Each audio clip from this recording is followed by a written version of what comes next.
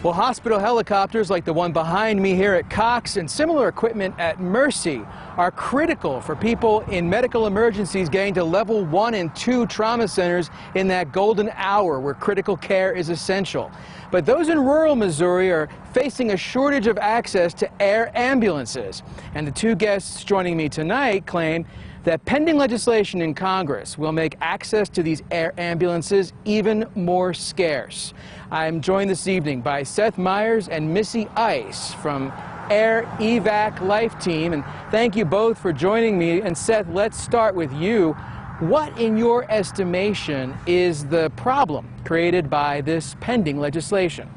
Well, Brian, these closing of rural hospitals is really indicative of the ongoing challenges for people that live in rural areas to get access to health care. In fact, we know that 85 million Americans today can only get to a level 1 or 2 trauma center inside of an hour by going by air ambulance. And that first hour, that golden hour we call it, is really critical to their outcome.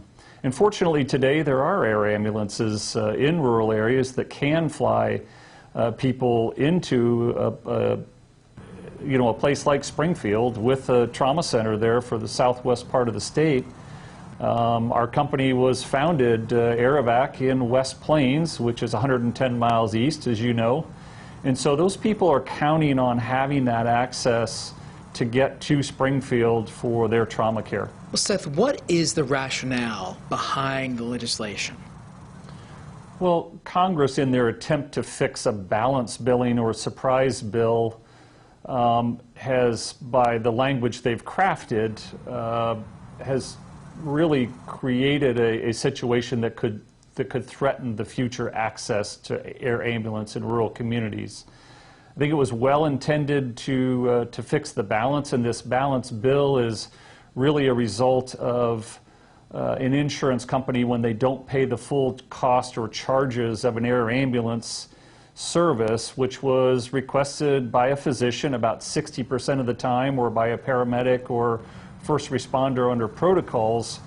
And so that remaining balance after the insurance has paid is what's created a concern, and that's why Congress is acting to try and resolve that.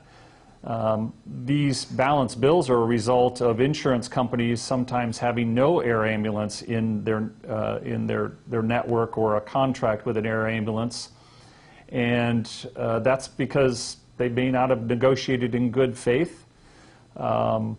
Congress can change the language, however, to both take the patient out of the middle, which is what we want. We want to work directly with insurance companies and also preserve the ability to get a fair payment from insurance to continue to provide this access to rural citizens. Missy, what do you want folks to know about the importance of air ambulances? I think the most important thing for everyone to realize is it's very crucial for everyone to understand that air ambulances is very important.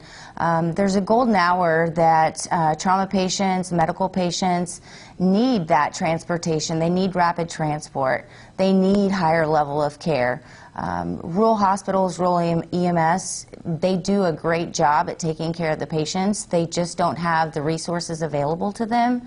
And so we're able to come in, land on that scene, come to their hospitals and transport these heart attack patients, stroke patients, motor vehicle accident patients to the higher level of care, and it significantly increases their survival rate and decreases long-term complications of these patients. Seth, what have you found out in terms of how members of Congress, especially in the Senate, look at this legislation?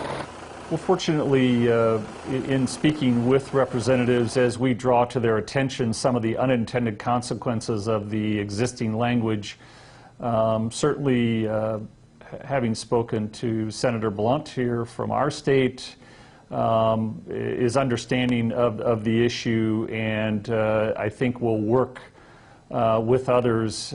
He is on the Commerce Committee, and we're dealing with Senator Cassidy out of Louisiana, who is open to working with us on a compromise language to get to to something that'll both, as I said, take the patient out of the middle and continue to fund. Certainly much more to come on this issue of critical importance for families in rural Missouri. And we'll be back after this.